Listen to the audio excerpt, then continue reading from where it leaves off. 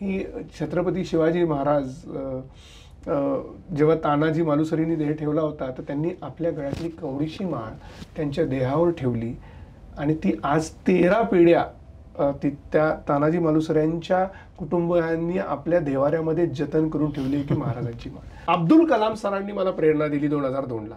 मी तिकडे इंग्लंडमध्ये जॉब करत होतो आणि त्यांचं भाषण ऐकलं होतं मी हैदराबादला झालेलं आणि कसं ते मग मी तिथनं भारावलेल्या अवस्थेमध्ये निघालो आणि त्या निघाल्यानंतर सगळं सोडून आलो होतो आणि मग त्यांनी दिल्लीला मला बोलवलं होतं.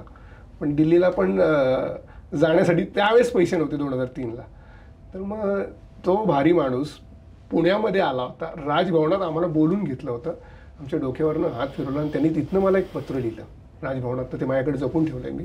तर त्यांनी वाक्य वापरलं होतं की Ganesh whatever you are doing excel that itself is a national contribution. माझं हे कॉपीराइटेड वाक्य असं आहे, AI will take your job, GI will give you job.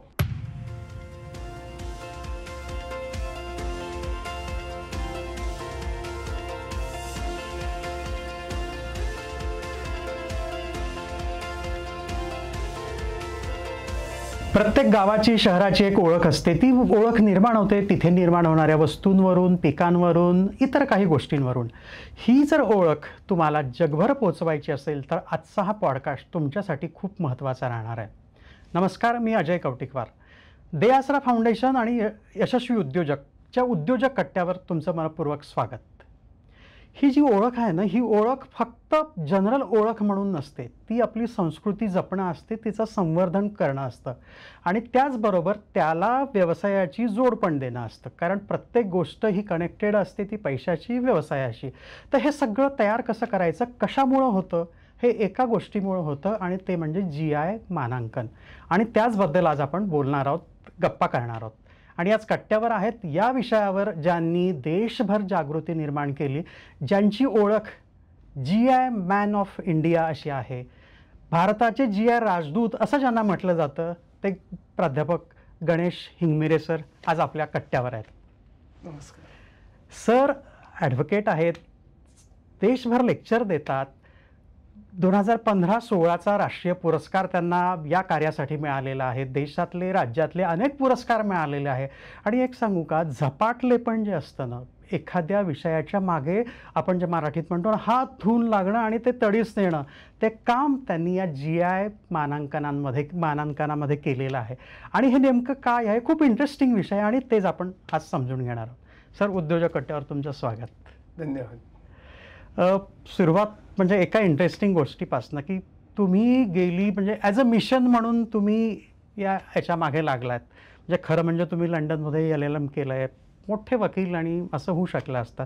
पण एक मिशन म्हणून काहीतरी नवीन करणं, नवीन रस्ता निर्माण करणं, याच्यातून तुम्ही हा विषय निवडला आणि पहिली तुम्हाला यातलं यश मिळालं ते म्हणजे पुणेरी पगडी. हा सगळ्यांच्या जिव्हाळ्याचा आणि याचा विषय. 2007 साली त्याला मानांकन GI टॅग मिळाला. तोपर्यंत फार असं माहिती नव्हतं की हा टॅग म्हणजे काय असतो आणि त्यातनं काय होतं, नेमकं हे कसं झालं आणि पुणेरी पगडीला हे कसं मिळालं आणि त्याच्यामुळे नेमकं नंतर काय झालं. तुम्ही अगदी मुद्देसूदपणे महत्त्वाचा पहिला आमचा GI होता पुणेरी पगडी आणि महाराष्ट्रातनं आम्ही तो मिळवला होता. आणि सगळ्या जगाला माहिती आहे की लोकमान्य टिळकांचा एकही फोटो पुणेरी पगडीशिवाय तुम्हाला दिसणार नाही. लोकमान्य टिळकच काय, अनेक मान्यवर ज्यांनी शैक्षणिक क्षेत्रात, राजकीय क्षेत्रात, विशेष करून आपल्या स्वातंत्र्य लढ्यामध्ये योगदान केलं आणि आपल्या महाराष्ट्राची जो म्हणूयात एक सांस्कृतिक ठेवा होता तो त्यांच्या कायम शिरस्त्राण म्हणून डोक्यावर होता, तो म्हणजे पुणेरी पगडी. आणि ज्याला म्हणूयात आपण ती सिम्बॉल ऑफ इंटलेक्ट किंवा सिम्बॉल ऑफ कल्चर आणि सिम्बॉल ऑफ विजडम असं आम्ही त्याला अधोरेखित करतो. त्याला आम्ही GI मिळवला. पण GI काय आहे आणि GIची पार्श्वभूमी काय, तर GI हा बौद्धिक संपदा आहे. बौद्धिक संपदा म्हणजे बुद्धीतनं निर्माण होणारी संपदा. संपदा ज्याला आपण संपत्ती पण म्हणतो. हे ऑफिस माझं आहे, हे घर माझं, ही प्रॉपर्टी माझी आहे, ही टँजिबल प्रॉपर्टी आहे, पण जी दिसत नाही परंतु तिचं अस्तित्व खूप मोठं असतं. ती बौद्धिक संपदा असते. आणि अशा अनेक बौद्धिक संपदा सर्वांना माहिती आहेत. त्यामध्ये पेटेंट, ट्रेडमार्क, कॉपीराईट ह्या इतर येतात. परंतु GI ही ज्याला भौगोलिक उपदर्शन, तुम्ही मगाशी म्हणालात एखाद्या विशिष्ट भागातला वैशिष्ट्यपूर्ण पदार्थ, मग तो सांस्कृतिक ठेवा असू शकतो, तो शेतीजन्य पदार्थ असू शकतो, तो वस्त्र असू शकतो, कुठलंही असू शकतो. तर त्या वैशिष्ट्यपूर्ण पदार्थाला सुद्धा बौद्धिक संपदा मिळते. त्याला भौगोलिक उपदर्शन किंवा जॉग्राफिकल इंडिकेशन, आणि त्यातही त्याला शॉर्ट फॉर्ममध्ये GI म्हणतात. आणि तसा हा पुणेरी पगडी हा पुण्याचा भौगोलिक उपदर्शन होता. हे मी 2002ला जाणून होतो जेव्हा मी भारतात पहिल्यांदा आलो.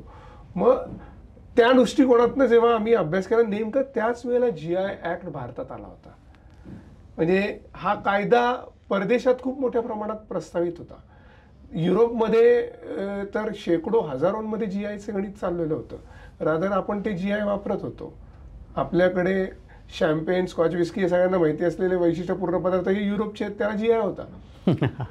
पण आपल्या इथल्या लोकांना GI काही माहीत नव्हता. मग त्यावेळेस नेमकं तिकडे मला इंग्लंडमध्ये शिकत असताना हा इंटेलेक्च्युअल प्रॉपर्टी राईट, बौद्धिक संपदा विषय मिळाला. ज्यावेळेस पेटेंट, कॉपीराईट आणि GIचा मी अभ्यास केला. आणि त्याचबरोबर 2003ला भारतात आल्यापासनं इथून त्याला आम्ही दिशा द्यायला सुरुवात केली. आणि 2007ला आम्ही पहिला GI तो नोंद केला, तो पुणेरी पगडी.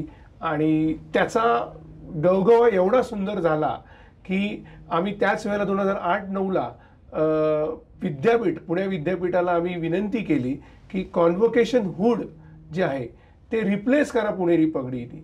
आणि नंतर आज 2020 पासनं पुणेरी पगडी प्रत्येक कॉन्व्होकेशन सिरेमनीला व्हाईस चान्सलरांपासून विद्यार्थ्यांच्या डोक्यावर अभिमानाने सिम्बॉल ऑफ इंटेलेक्ट म्हणून आज परिधान केली जाते. थोडक्यात आमचा पहिला GI 2007 होता, पण त्याचं बॅकग्राऊंड 2002 होतं.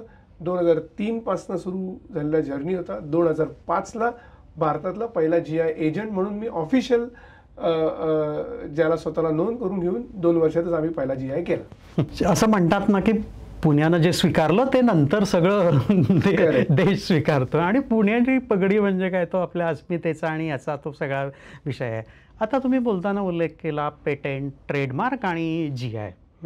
लोकांना थोडं त्याच्याबद्दल माहिती आहे, पण तुम्ही हे सगळं जरा थोडं विस्ताराने समजून सांगणं हे सगळ्यांसाठी जास्त फायद्याचं ठरेल. पेटेंट म्हणजे काय, ते कशासाठी मिळवलं जातं, ट्रेडमार्क तो कशासाठी, आणि GI हे कशासाठी? अगदी परत सुंदर प्रश्न म्हणूयात आपण, की मी मगाशी म्हणलेलं बौद्धिक संपदा आणि म्हटलं की प्रॉपर्टी हा कन्सेप्ट सगळ्यांना माहिती आहे. मी म्हटलं मगाशी माझं घर हे माझी प्रॉपर्टी, ही कार ही माझी प्रॉपर्टी, हा पेन हा माझी प्रॉपर्टी. माझी म्हणजे ती, त्याला 2 कन्सर्न असतात कायद्याच्या भाषेत. एक म्हणजे ओनरशिप आणि दुसरं पोजेशन. मी म्हणतो हा पेन माझी प्रॉपर्टी म्हणजे ती माझ्या पजेसमध्ये आहे आणि मी त्याचा मालक आहे. तसंच ही दिसणारी प्रॉपर्टी आहे, ही ज्याचा उपभोग आपण करू शकतो त्या प्रॉपर्टी. तसंच आपल्या बुद्धीतनं एखादी आपण संपदा निर्माण करूयात, संपत्ती निर्माण करूयात, तर त्याला बौद्धिक संपदा म्हणतात.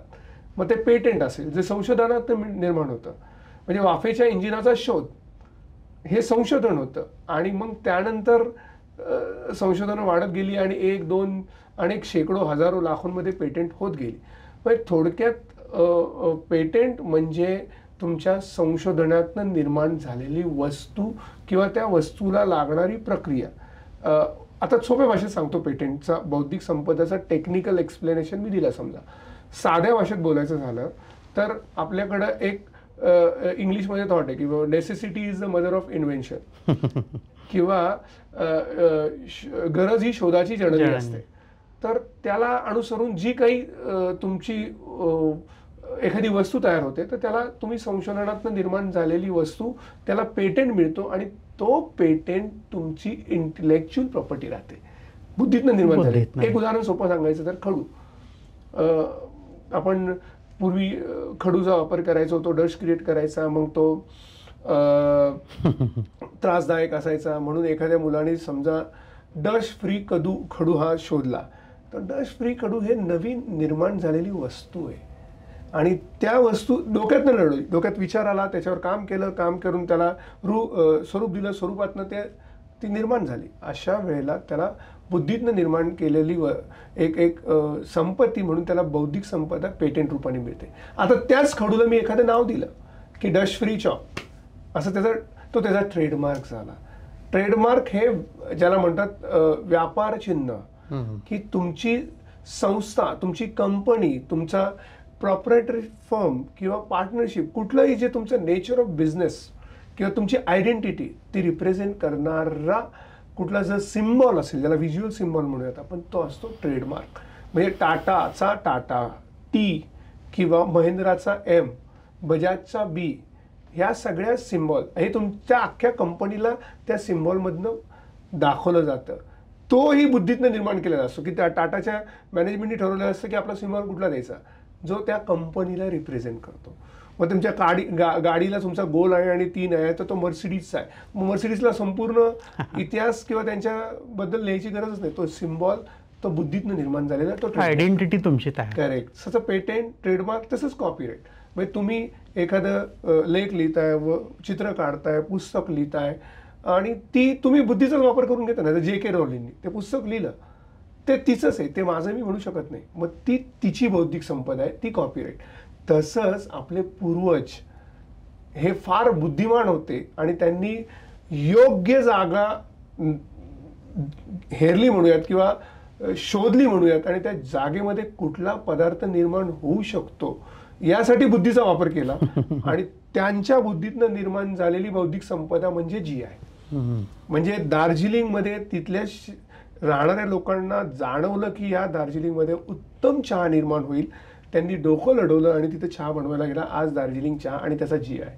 तसं महाबळेश्वर स्ट्रॉबेरी आपली, की तिथे असणाऱ्या योग्य वातावरणाला, थंड वातावरण, अतिपर्जन्यमान, लाल माती, याच्यातनं स्ट्रॉबेरी उत्तम येऊ शकते हे आपल्या पूर्वजांनी हेरलं. त्या जॉग्रफीचा किंवा त्या भूगोलाचा व्यवस्थित अभ्यास केला आणि तिथे स्ट्रॉबेरी बनवायला घेतली. आज ती जगप्रसिद्ध झाली, तर त्याला GI मिळाला. तर GI म्हणजे हा थोडक्यात सर फरक करायचा झाला तर पेटेंट एखाद्या व्यक्तीला, सायंटिस्टला मिळेल, शास्त्रज्ञाला मिळेल, संशोधकाला मिळेल. तो कुठलाही असेल, ग्रासरूट लेवलचा असो किंवा एखाद्या लॅबमध्ये काम करणारा असो. ट्रेडमार्क हे व्हिज्युअल सिम्बॉल आहे, त्याच्या व्यवसायाचा ते प्रतिनिधित्व करतं. आणि कॉपीराईट हे लिखाणाला, चित्रकलेला, त्याच्यासाठीचा ज्याला गुणगौरव रिवॉर्ड्स म्हणूयात त्याच्या स्वरूपात मिळतं. आणि GI हा कम्युनिटीला मिळतो. मग तो शेतकरी असो, विणकर असो, हातमागात कुठली बनवणारा एखादा समूह असो, ज्याला हस्तकला, या सगळ्या गोष्टीमध्ये समूह इन्व्हॉल्व असतो. म्हणजे मी मगाशी दार्जिलिंग सांगितला, तो शेतकरी समूह आहे. तसं पैठणी आपली, ती विणकर आहेत समूह, त्यांना सुद्धा GI मिळाला. ते त्या भागातलंच आहे, पैठणमधनं आलेली पैठणी. तसंच बनारसीची साडी किंवा आपण म्हणूयात आपल्या महाराष्ट्रामध्ये सावंतवाडीच्या खेळण्या, ह्या सगळ्या त्या भागाशी निगडीत असलेल्या समूहाला जेव्हा ते आपल्या बुद्धीतनं एखादा घटक, एखादी वस्तू निर्माण करतात आणि त्या जागेचं नाव त्या वस्तूशी जोडलं जातं, तेव्हा ती सुद्धा समूहाची बौद्धिक संपदा असते. त्याला कम्युनिटीज इंटेलेक्च्युअल प्रॉपर्टी राईट असं म्हणतात. हा, म्हणजे मी पासून आम्हीपर्यंत, इंटेलेक्च्युअल हे मी आणि GI म्हणजे आम्ही सगळे, असं सगळं. आणि GIच्या बाबतीत असं आहे की ती तुमच्या समूहाचा जरी तो बौद्धिक संपदा असला तरी ती राष्ट्राची अप्रत्यक्षरित्या संपत्ती असते, संस्कृती असते, तो ठेवा असतो, ती राष्ट्राची अप्रत्यक्षरित्या एक आयडेंटिटी असते. सर, अमेरिका किंवा इतर देश श्रीमंत झालेत त्याच्या मागचं एक मुख्य कारण म्हणजे IP, correct, intellectual property right. असं करेक्ट. आपण त्या बाबतीत खूप मागे आहोत. एवढी विविधता असून, एवढं ब्रिलियन्सी असून, या सगळ्या डॉक्युमेंटेशनच्या याच्यात आपण खूप कमी पडतो. तुम्ही कसं बघता याच्याकडे? तुम्ही जग पण पाहिलं, देशाकडे बघ. भारतात तर एवढी प्रचंड विविधता आहे सगळ्याच बाबतीमध्ये. आपण कुठे कमी पडतो, नेमकं परिस्थिती काय, म्हणजे जगात भारत कुठे आणि भारतात महाराष्ट्र कुठे आहे? अगदी बरोबर मुद्दा तुम्ही छेडलात हा. जगात विशेष करून प्रगत राष्ट्रांमध्ये अमेरिका, युरोप, जपानमध्ये इंटेलेक्च्युअल प्रॉपर्टी राईट, पेटेंट याचं प्रमाण खूप मोठं आहे. आपला शेजारी राष्ट्र चीन, तिथला प्रमाण आपल्यापेक्षा कैक पटीने जास्त आहे पेटेंटचं. की तिथे आपल्याकडे आता पार्लमेंटमध्ये IPR रिव्ह्यू रिपोर्ट सबमिट केला होता. त्यामध्ये चीनमध्ये 78 लाख ट्रेडमार्क झाले होते एका वर्षात आणि आपल्याकडे 3-3.5 लाख होते. म्हणजे दिवसाला ते लोक 24,000 गणित होत आहेत किंवा 2400 असं, ते आपण एकाच 24 असा किंवा एवढं मोठ्या प्रमाणात ते फास्ट त्यांचं गणित चाललेलं आहे. आणि तिथे पेटेंटसुद्धा 18 ते 20 लाख वर्षाला होतात, महिन्याला 1.5 लाख होतात. म्हणजे दिवसाला जवळपास 5,000 ते पेटेंट फाईल करतात. आणि एक पेटेंट म्हणजे एक इंडस्ट्री असते. म्हणजे माझ्या डोक्यातनं मी मगाशी सांगितलं, डोस फ्री चॉक मी तयार केला तर ती माझं पेटेंट, म्हणजे 1 patent is equal to 1 industry. अगदी अगदी 1 invention is equal to 1 patent, 1 patent is equal to 1 industry. मग इथे एक इंडस्ट्री म्हणजे कैक प्रमाणात एम्प्लॉयमेंट, रेव्हेन्यू हे सगळं, म्हणून त्याला इंडस्ट्रियल प्रॉपर्टी असं कॉमनली म्हणतात. पण आपल्याकडे त्याच बाबतीत 18 लाख असेल तर 60,000, 70,000 वर्षाला, 1 लाख, म्हणजे एवढ्या मोठ्या प्रमाणात. पण त्यामध्ये कसं झालं की त्यांनी तो अवेअरनेस क्रिएट केला, त्याच्यात लोकांनीही इन्व्हॉल्व्ह झाले म्हणा. ती त्यांची एक वेगळी मानसिकता, त्यांना इन्व्हॉल्व्ह केलं गेलं, what ever it may be. तो त्यांचा सोशलिस्ट कॅपिटलिस्ट अप्रोच, याच्याविषयी आपण चर्चा करणं कदाचित माहीत नाही योग्य असेल का नाही. पण त्यांनी ती IP method, IP system, IP culture adopt केलं. तो चायना असो, US असो, युरोप असो. म्हणजे नुसतं पेटेंटच्याच बाबतीत नाही तर GIच्या बाबतीत. युरोपमध्ये 60,000 GI आहेत, चीनमध्ये 13,000 GI आहेत, पण आपल्याकडे 700 GI आहेत गेल्या 23 वर्षामध्ये. आणि त्याच्यासाठी तुम्ही जीवतोड मेहनत एवढी हे करताय. मला त्या कामासाठीच पाठवलंय परमेश्वराने असं मी गृहीत धरतो. आणि धन्यवाद देतो की मला निवडले त्यासाठी कदाचित. आणि त्यामुळे मी जेव्हा जपानमध्ये होतो 2009ला, तिथनं मी पुस्तकं आणली. तिथे 3 पुस्तकं मी आणली. सर, तुमच्या अभ्यासाचा विषय पण जपान आणि हेच होता ना? हो, बेसिकली माझा अभ्यासाचा विषय WTO जागतिक व्यापार संघटना आणि त्यातला बौद्धिक संपदा करार. आणि तो 2002ला मी घेऊन त्याच्यावर काम करतोय, लिखाण करतोय, नोंदी करतोय आणि एक स्टेप पुढे जाण्याचा प्रयत्न करतोय.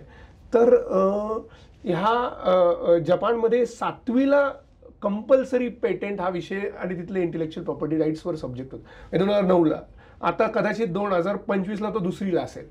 म्हणजे तिथे शालेय जीवनामध्येच त्यांना पेटेंट, मग त्यांना सांगितलं आता बाबा हे बघ आपले हे होंडा आहे, ही बघ आपली सुझुकी आहे, हे कसे तयार झालेत, ह्यांनी कसं संशोधन केलं, ह्यांनी कसे पेटेंट मिळवले, ह्यांनी कसं आपल्याला ग्रीप केलं, ह्यांनी कशा इंडस्ट्रीज उभ्या केल्या, टेक्नॉलॉजी कशी वाढवली, हे त्यांना लहानपणी सांगितलं जातं. तसंच युरोपमध्ये तसंच GIच्या बाबतीत नाही. मध्ये तिथे शॅम्पेन, स्कॉच विस्की या सगळ्या गोष्टी तिथल्या कल्चरचा हिस्साच होता, आहेच आहे. म्हणजे शॅम्पेन हा फ्रान्समधला एक छोट्याशा गावाचं नाव आहे, पण तिथनं आलेलं ते लिकर ते इतकं भारी आहे की जगात त्यांनी पोहोचवलं. मग आमच्या तेंडुलकरनी सुद्धा आपण जेव्हा वर्ल्ड कप जिंकला तेव्हा ते शॅम्पेन उडवलं. किंवा दुर्दैवाने आता स्कॉच विस्कीच्या बाबतीतलं डाटा समोर आलाय की जे जेवढे प्रोड्यूस करतात त्यातले 80% का 70% त्यांचा ग्राहक वर्ग एक्सपोर्टचा भारत आहे. पण आपल्या मऊआ कोणाला माहिती आहे, आपलं सूर कोणाला माहिती आहे, आपलं छंग कोणाला माहिती आहे, त्याच्यावर पण तुम्ही काम केलं. ते पण स्टोरीज जरा सांगा. ऍक्च्युली जसं हे सगळे अल्कोहोलिक बेवरेजेस म्हणून येत आपण, त्यांचं वेगवेगळे नाव. शॅम्पेन ही फ्रान्सची, किंवा स्कॉच विस्की ही स्कॉटलँडवरनं आलेली, तसं टकीला मेक्सिकोची. हे सगळे तसे पारंपरिक पेय. आणि त्याला त्यांनी ते पारंपरिक आहे म्हणजे तिथे समूह आणि ते त्यांच्या गरजेपोटी तयार केले. आणि गरजेपोटी तयार ती त्यांची आयडेंटिटी होती, ती त्यांनी सांस्कृतिक सांस्कृतिक ठेवा, आमचा unique product, best product, quality product असं करून त्यांनी त्याला पहिले GI घेतला. GI घेऊन तो जगभरात पाठवला आणि जगभरात त्यांनी ग्राहक तयार केला आणि स्वतःला तर समृद्ध केलं, पण कायम सस्टेन करून ठेवलं. आणि तसं मी तो मुद्दा देवाच्या कृपेने 10-12 वर्षापूर्वी हेरला.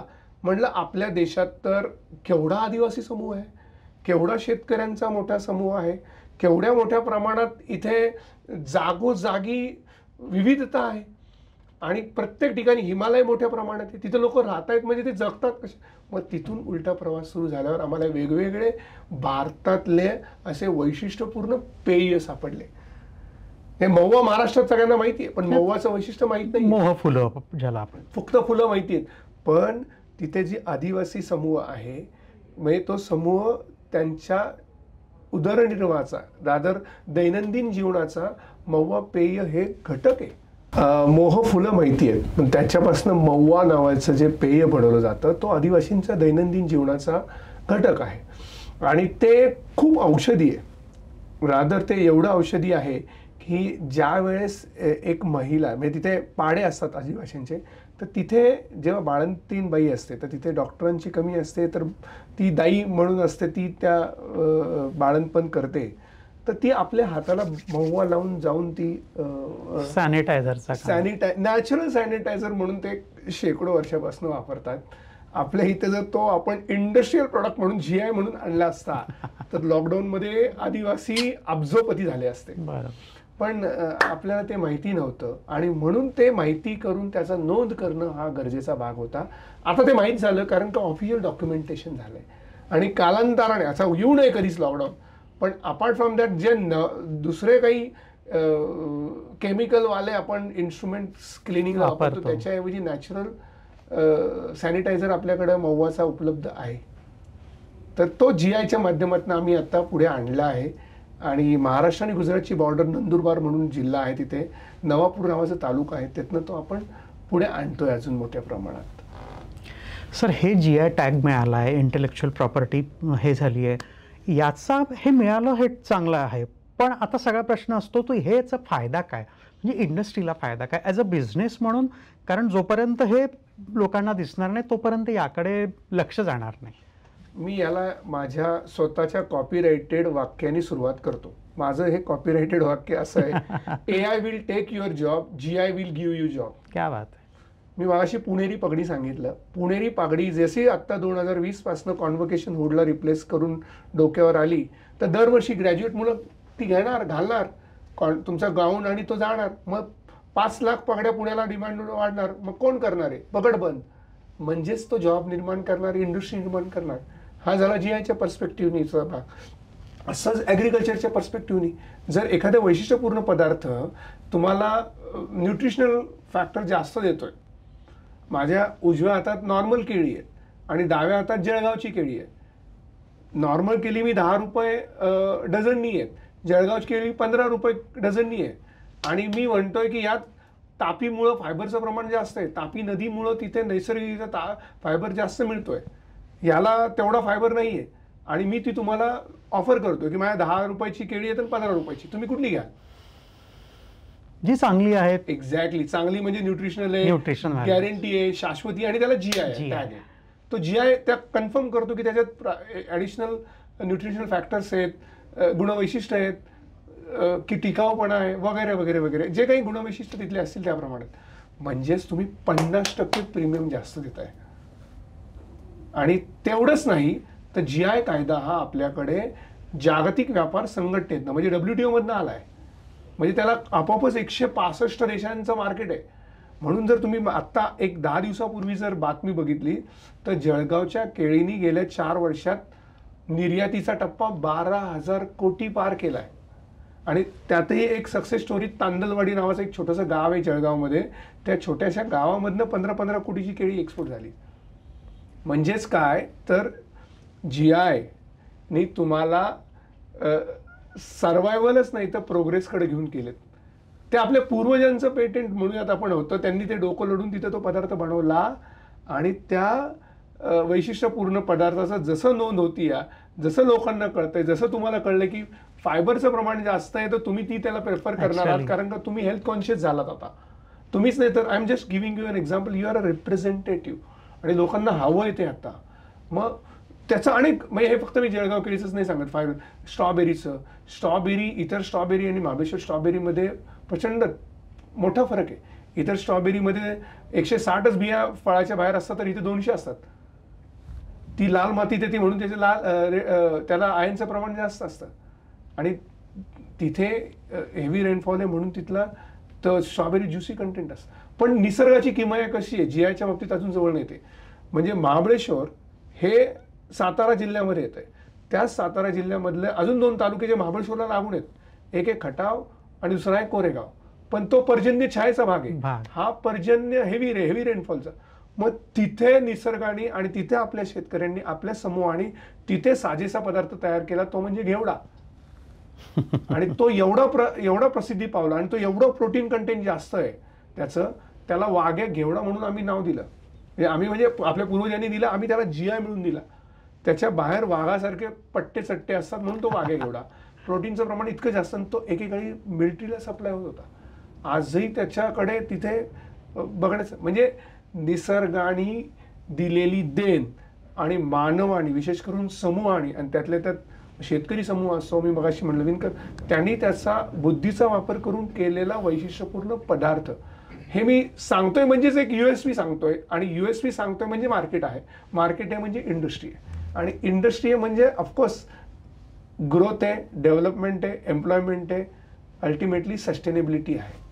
म्हणजे पैशापासून संस्कृती वाचवण्यापर्यंत, संवर्धनापर्यंत अशा सगळ्या गोष्टी. मी उलट म्हणेल, संस्कृतीपासून पैशाकडे. अगदी संपत्ती ही संस्कृतीच होती. बरोबर.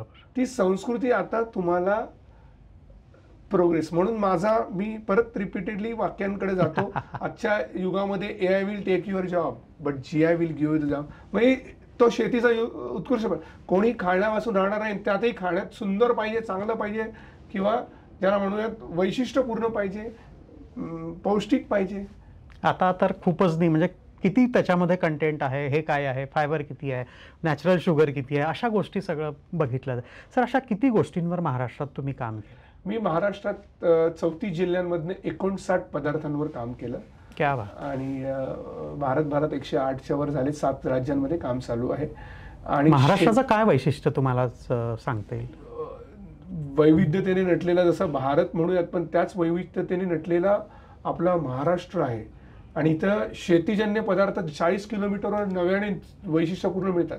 हे पुण्याचं सांगेल मी, पुण्यामधनं आम्ही आंबेमोहर तांदूळ केला, जो सुगंध देणारा तांदूळ आहे, ज्याचं नावच ब्लॉसम ऑफ मँगो. तो सुगंध आंबे मोहरासारखा, तो मोहराचा वास देतो, तसा तो अर्धा किलोमीटर त्याचा सुगंध दरवळायचा. त्याच पुण्यातनं आम्ही दुसऱ्या 40 किलोमीटर आमच्या इकडे अंजीर आहे, सासवडचं पुरंदरचं अंजीर केलं. त्याचं वैशिष्ट्य जास्त काळ टिकणारं, शिवाय ॲडिशनल आयर्न कंटेंट, न्यूट्रिशन घटक देणारं ते वैशिष्ट्य. हे मी फक्त एका भागातलं, पुण्यातलं, महाराष्ट्रातलं सांगतो. असं फक्त शेतीजन्यच नाही, तर आपल्या इथल्या शक्तिपीठं जी आपल्या पूर्वजांनी मान्यता दिली होती, त्या शक्तिपीठांमध्ये सुद्धा वेगळीपणे GI होते. आम्ही तुळजापूरच्या देवीच्या तिथल्या कवडी माळेचं GI घेतला. त्याचं काय वैशिष्ट्य आहे? त्या कवड्या, म्हणजे तुम्ही इतिहासाकडे गेलात तर आपल्याला तुम्हाला आठवेल की समुद्र मंथन झालं होतं, त्यातनं अमृत आलं, त्यातनं महालक्ष्मी आली, आणि त्या महालक्ष्मीने आपल्याबरोबर जी वस्तू आणली होती ती कवडी होती, समुद्रातनं आलेली. आणि ती कवडी म्हणजे ह्या ज्या कवडीची माळ विशेष करून नवरात्रात परिधान करतात, त्या 64 कवड्या 64 कलांना रिप्रेझेंट करतात, आणि ती तुम्हाला ऊर्जा देते.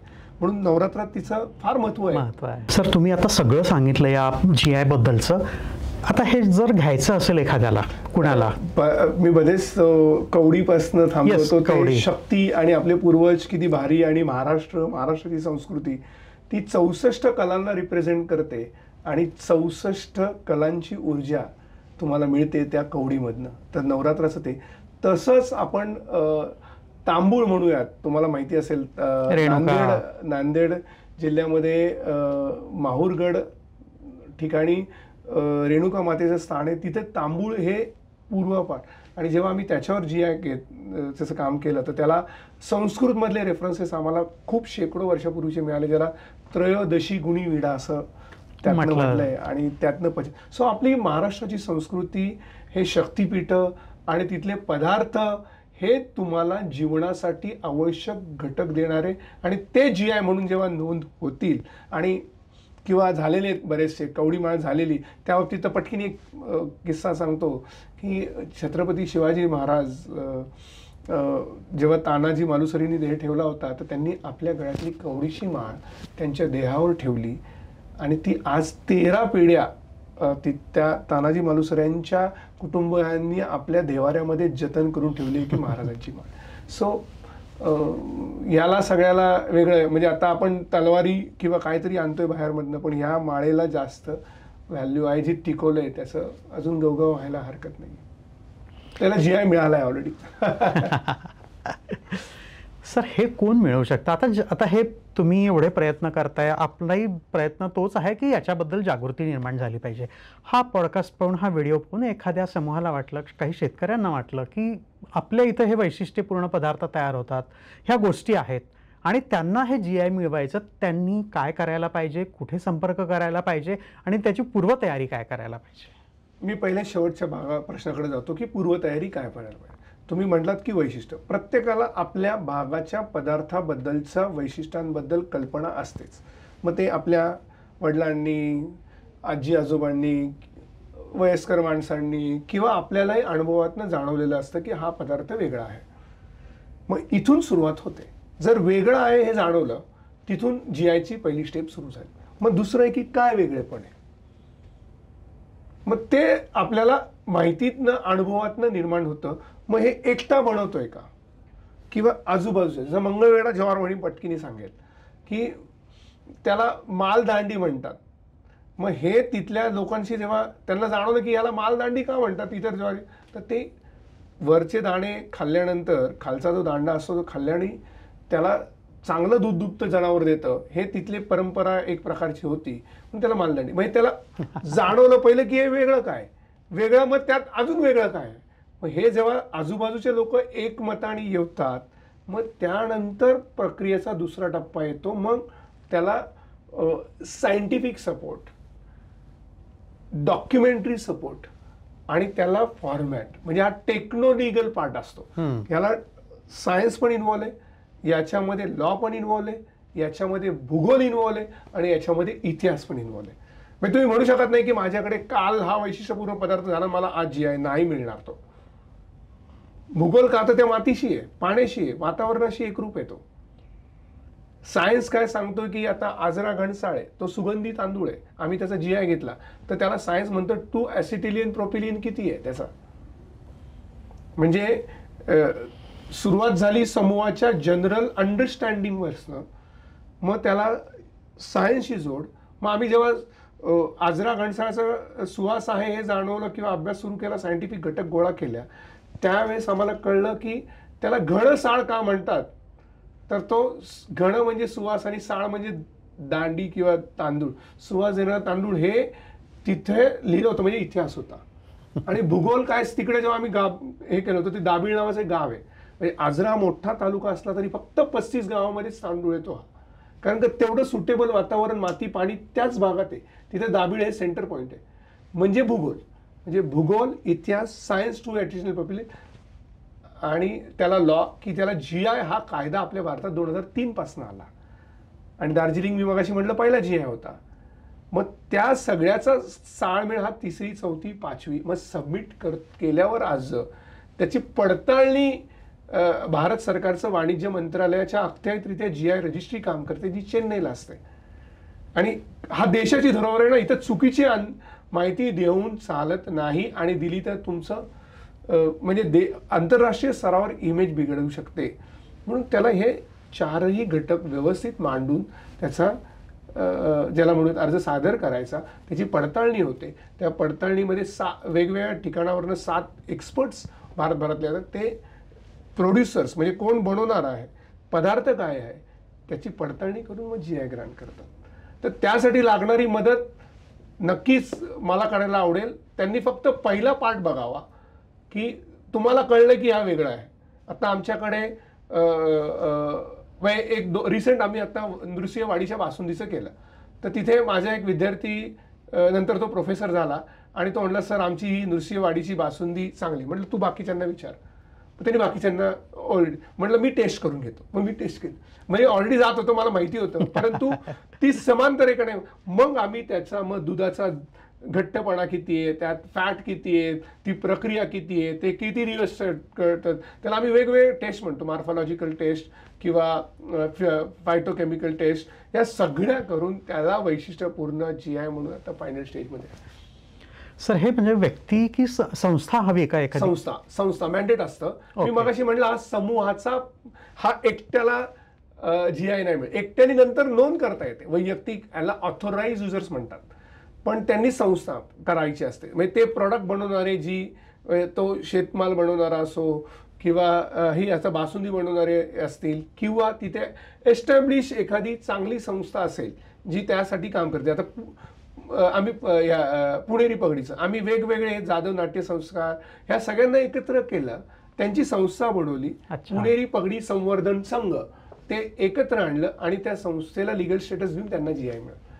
हे किती सुंदर आहे ना. म्हणजे इथे भूगोल आहे, इतिहास आहे, संस्कृती आहे, अर्थकारण आहे, लॉ आहे, त्याच्याबरोबर तुमच्या मातीचा गंध पण त्याला आहे, असे सगळे घटक त्याच्याशी जोडले गेलेले आहेत. म्हणजे पुण्याचं जे म्हणतो ना आपण की पुण्याच्या मातीला पण एक खरं म्हणजे त्यालाही GI टॅग मिळवायला पाहिजे, कारण एवढी भन्नाट माणसं या मातीतून आणि या पाण्याने दिली आहे. असंच एक म्हणजे तुम्ही आत्ता जे काम करत आहे ते सगळं, हा आता तुम्ही LLM आणि हे सगळं करत असताना पुण्यातून तुम्ही UK मध्ये गेले, इंग्लंडला गेले, तिथे LLM आणि असं हे सगळं, हा GI टॅग तुम्हाला केव्हा चिटकला? काय टर्निंग पॉईंट होता की असं वाटलं की सगळं सोडावं आणि आता GIच्या मागे लागावं? त्याला 1, 2, 3 म्हणूयात व्यक्ती कारणीभूत असू शकतील. पहिलं माझे काका, जे स्वातंत्र्य सैनिक होते, ते नेहमी म्हणायचे तुला देशासाठी काम करायचं. दुसरे माझे मित्र होते, आनंद, गिरीश वगैरे, ते माझा प्रवास खूप वेगळा होता.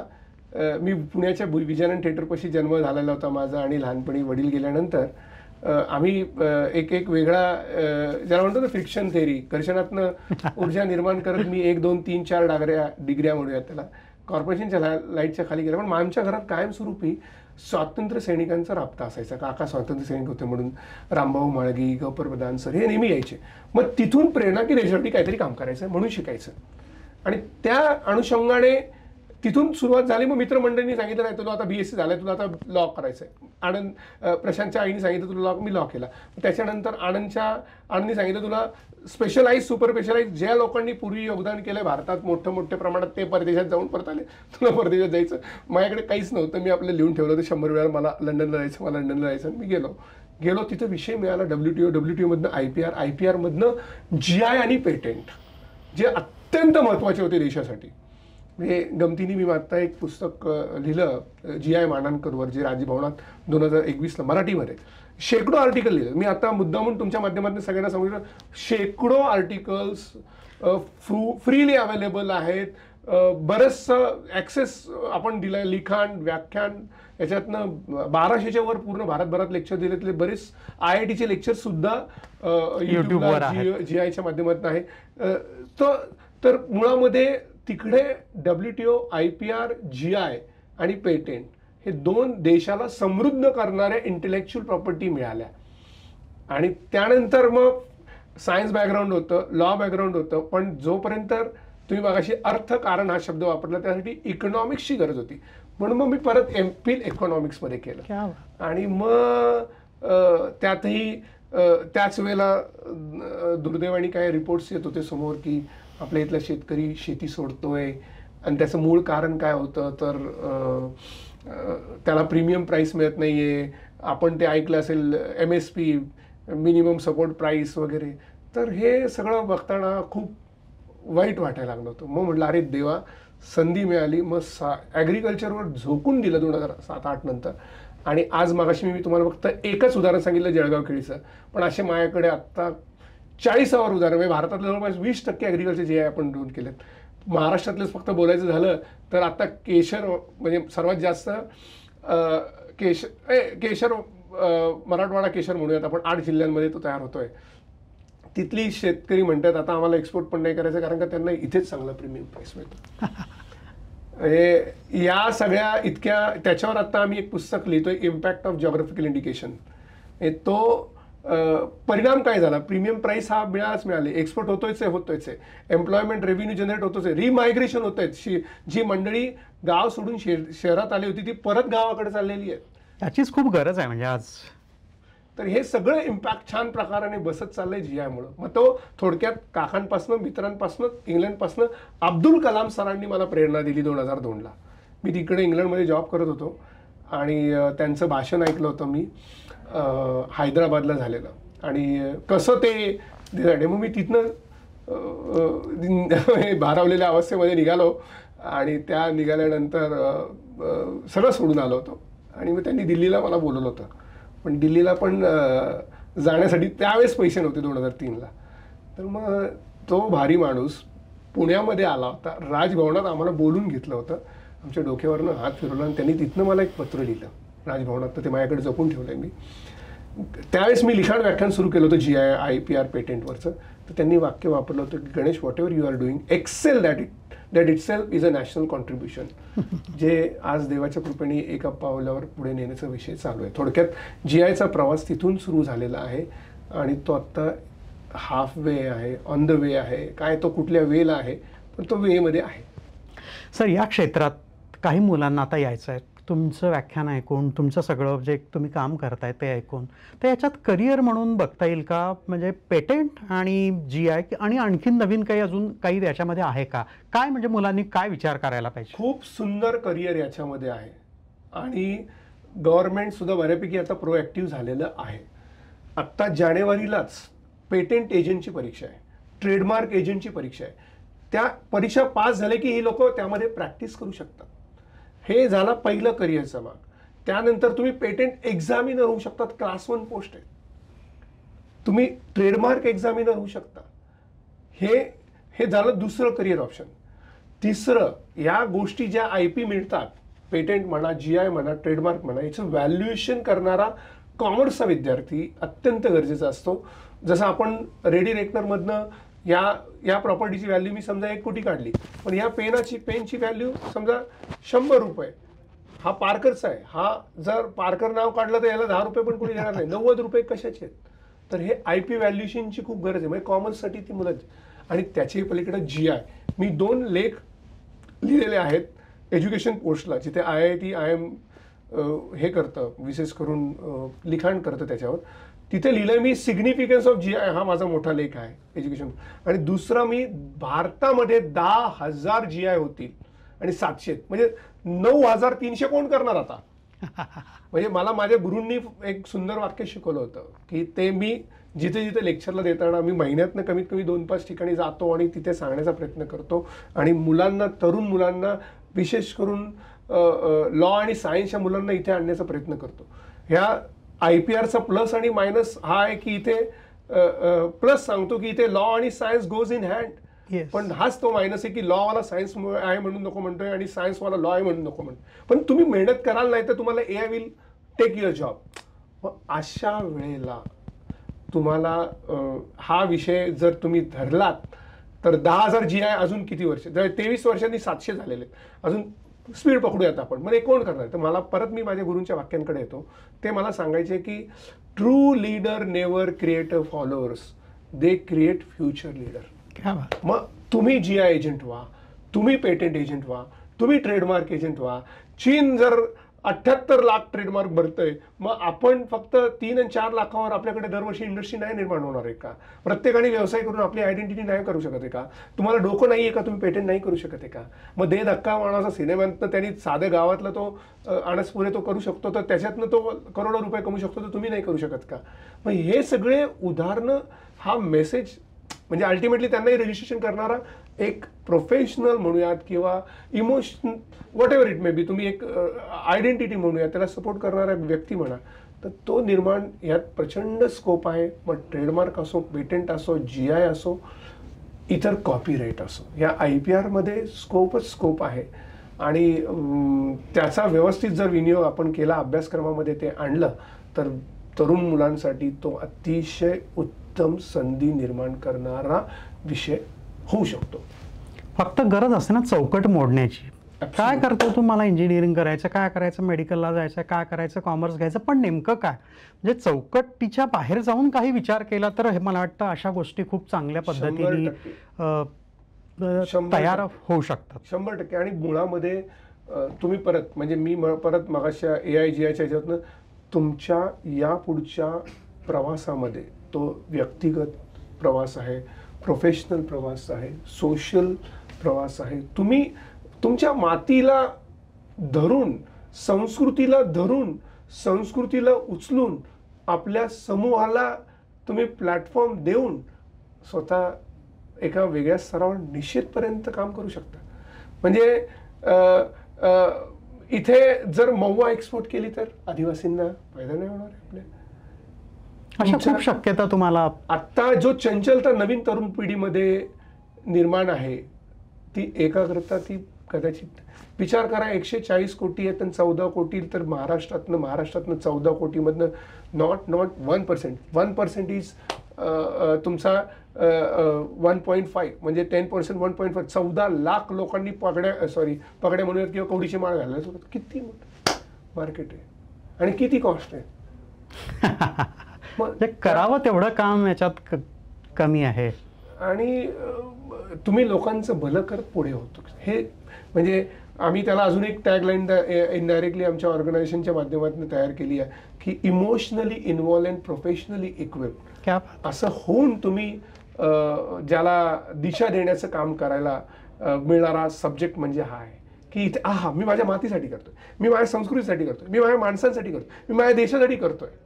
आणि ते करता करता म्हणजे तुम्ही मगाशी म्हणलात आम्हीचा प्रवास कसा पूर्ण होतो ते कळणार पण नाही. आणि याच्यात सगळंच आहे, म्हणजे अर्थकारण, समाजकारण, संस्कृती, तुमचं नाही केलं तर तुमचं नुकसान केवढं मोठं झालं होतं हे आता म्हणजे कदाचित आत्ताच्या पिढीला माहीत नाही, पण 25-30 वर्षापूर्वी आपली हळद आपण नोंद नव्हती इंटेलेक्च्युअल प्रॉपर्टी म्हणून अमेरिकेतल्या युनिव्हर्सिटी ऑफ मिसिसिपीने घेतलं तर त्यावेळेस करोड रुपये लढावे लागले आपल्याला आपल्या पैसे देऊन. म्हणजे आपल्या ताजं उदाहरण आता तुम्ही कोल्हापूर चपले पण सुदैवाने ती नोंद केली होती म्हणून प्राडा मागे लागला आणि त्यांना शेवटी हिसका दाखवला आपण, नाहीतर ते गेलं असतं ना.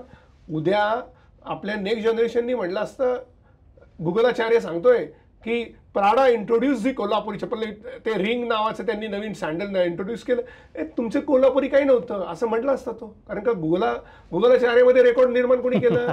प्राडाने. मग अशा वेळेला त्यांना रोखण्याची गरज होती. आम्ही एकदा एका पेटंटवर काम करत होतो, चपाती बनवण्याची प्रक्रिया किंवा त्याच्यातनं चपाती बनवणे हा प्रकार होता. सिंगापूरचे महाराष्ट्रीयनच होते. तर मी तुम्हाला काउंटर प्रश्न विचारतो की चपाती कधीपासून बघताय तुम्ही बनवणं किंवा खाणं? म्हणजे आता लहानपणापासून जेव्हा म्हणजे आई किंवा आजी. तर तिथे जेव्हा आम्ही याचं पेटंट बनवताना एक सर्च करावा लागतो की कोणी घेतलंय का. मी तेव्हा सर्च करत होतो तेव्हा कळलं की 1942ला एका गोऱ्याच्या नावावरती प्रोसेस रेकॉर्ड होते. म्हणजे माझी आजी, माझी काय पणजी वगैरे त्यांनी बनवलं नाही, पण रेकॉर्ड कोणी केलं त्यांनी. मग त्याच्यानंतर आमच्या आईनी, आमच्या बहिणींनी किंवा आम्ही ते कॉपी केलं असा मेसेज. मग तुमचा नेक्स्ट जनरेशन जो कम्प्लिटली रिलाय आहे इंटरनेटवर, कम्प्लिटली रिलाय आहे गुगलवर, त्याला काय सापडणार ज्याचं रेकॉर्ड आहे. म्हणजेच आम्ही सगळे चोर आहोत हे कालांतर. मग ते नको व्हायला म्हणून आमच्याकडे हे सगळं. मग तुम्ही प्राडाचं उदाहरण की आमची कोल्हापुरी होती, 800 वर्षाचा इतिहास त्याला होता. हे सगळं अप्रत्यक्षरित्या आपण आपल्या देशाची संस्कृती अधोरेखित करण्याचं कार्य एक प्रकारे त्या GI मिशनमधनं आम्ही प्रयत्न करतो. फक्त गाफील राहायला नको. आता होणार पण नाही. आणि हा पहिला झटका बसलाय तुम्ही सुखवत प्राडाला. आता यापुढे कोणी डेअरिंग नाही करणार, आणि डेअरिंग केलं तरी त्यांना ते महागात पडेल. पण तरी सुद्धा आम्ही त्याला दुसरं म्हणतो, आम्ही आमच्या संस्थेला ग्रेट मिशन म्हणतो. त्याच्या मागे good is enemy of great. आपल्याला ग्रेट व्हायचं आहे. जर 60,000 युरोपमध्ये, 13,000 चीनमध्ये, तर आपल्याला 10,000चा टप्पा गाठायचा आहे. आणि एकट्या महाराष्ट्रातनं जवळपास 300-400-500 पर्यंत GI निघू शकतात. नक्कीच सर, आमच्याही या प्रयत्नाला हातभार आहे आणि अशा प्रयत्नांमधनं आणखीन हे स्प्रेड नक्कीच होईल. येस. सर आता एक शेवटचा राऊंड आपला, एका वाक्यात म्हणा, एका शब्दात म्हणा, तुम्ही उत्तर त्याचं देऊ शकता, रॅपिड फायर. महाराष्ट्राला तुमचं आवडतं GI टॅग कुठला? तसे सगळे GI आवडते, पण मला पहिली सुरुवात झाली जी पुणेरी पगडी. मग तो माझा जिव्हाळ्याचा आणि पुण्याचा असल्या कारणाने.